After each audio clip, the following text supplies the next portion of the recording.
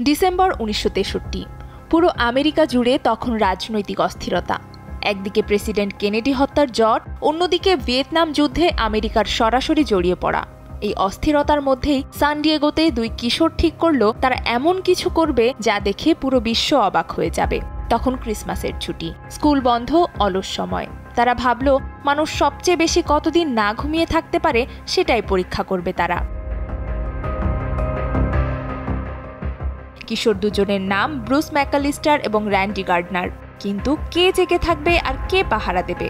লটারির সিদ্ধান্ত হলো, কয়েন ছুঁড়ে ভাগ্য নির্ধারণ হলো।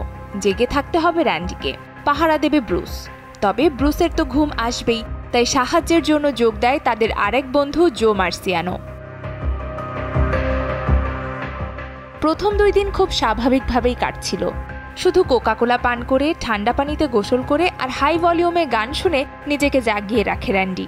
প্রথম দিকে তেমন কষ্টও হয়নি, সাধারণত যেমন রাত জেগে আমরা পরীক্ষা দেই অনেকটা সেই রকম। কিন্তু তৃতীয় দিন থেকেই বদলাতে শুরু করলো পরিস্থিতি। ক্লান্তি বাড়তে থাকলো, তার ইন্দ্রিয়গুলো যেন বিদ্রোহ করে বসলো। সাধারণ শব্দ অসহ্য লাগতো, কোনো কোনো গন্ধে মাথা ঘুরে যেত। ঘটনা তখন স্থানীয় পত্রিকায় জায়গা করে নিয়েছে। তার নজরে পড়ে স্ট্যানফোর্ড বিশ্ববিদ্যালয়ের শিক্ষক উইলিয়াম ডিমেন্টের। ডিমেন্ট ছিলেন প্রথম বিজ্ঞানী যিনি ঘুম নিয়ে গবেষণা করছিলেন। র্যান্ডি আর তার বন্ধুরা তখন পেয়ে গেল এক বিশেষজ্ঞ সহযোগীকে। সবাই খুশি, কিন্তু র্যান্ডির অবস্থা দিনে দিনে খারাপের দিকে যেতে থাকে। পঞ্চম দিন থেকে র্যান্ডি ভুলতে শুরু করলো সামান্য আগের ঘটনাও। সহজ গণিতের হিসাবও করতে পারছিল না সে। তার চোখে দেখা দিতে শুরু করলো অবাস্তব দৃশ্য, হ্যালুসিনেশন। কোনো জিনিসের গায়ে সম্পূর্ণ অদ্ভুত প্যাটার্ন ভেসে উঠতে লাগলো। সপ্তম দিনে পরিস্থিতি আরও ভয়াবহ হলো। কলম ধরে লিখতে পারছিল না, কথা বলতে গিয়ে জড়িয়ে যেত তার জিভ। র্যান্ডি তখন হয়তো মাইক্রোস্লিপস নামে এক বিচিত্র অবস্থায়। চোখ খোলা, কিন্তু মস্তিষ্ক কয়েক সেকেন্ডের জন্য ঘুমিয়ে যাচ্ছে। ঘুম আর জাগরণের এক ভীতিকর সন্ধিক্ষণে আটকা। র্যান্ডির বাবা মা আতঙ্কিত। এতদিন না ঘুমালে কি সে বাঁচবে? টানা 264 ঘন্টা বা 11 দিন জেগে থাকার পর র্যান্ডিকে হাসপাতালে নেওয়া হয়। হাসপাতালের প্রথম দিন সে টানা 14 ঘন্টা ঘুমায়, এরপর আবার 10 ঘন্টা।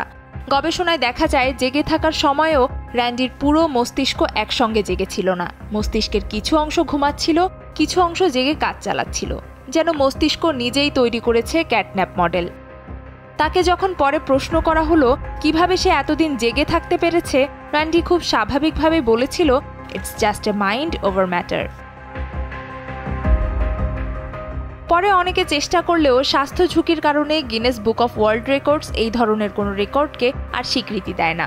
বিজ্ঞানীরা আজ স্বীকার করেন এই পরীক্ষা ঘুম সম্পর্কে আমাদের প্রচলিত ধারণাই বদলে দিয়েছে। ঘুম শুধু বিশ্রাম নয়, এটি মস্তিষ্কের স্মৃতি পরিষ্কার করে, নিউরোট্রান্সমিটারের ভারসাম্য রক্ষা করে এবং রোগ প্রতিরোধ ক্ষমতা শক্তিশালী করে। ঘুমের অভাবে কমে যায় মস্তিষ্কের শেখার ক্ষমতা, চিন্তা শক্তি এবং সমস্যা সমাধান করার দক্ষতা। আজও বিজ্ঞানীরা এই ঘটনা মনে করেন বিস্ময় নিয়ে। কেউ বলেন এটি সাহসের নিদর্শন, কেউ বলেন স্রেফ পাগলামি। কিন্তু ইতিহাস সাক্ষী থাকবে, 17 বছরের কিশোর র্যান্ডি গার্ডনার তার শরীর ও মনের সীমাকে ঠেলে দিয়েছিল বিজ্ঞানের স্বার্থে, কৌতূহল মেটাতে। নুসরাত আহমেদ উর্নিশা, যমুনা নিউজ।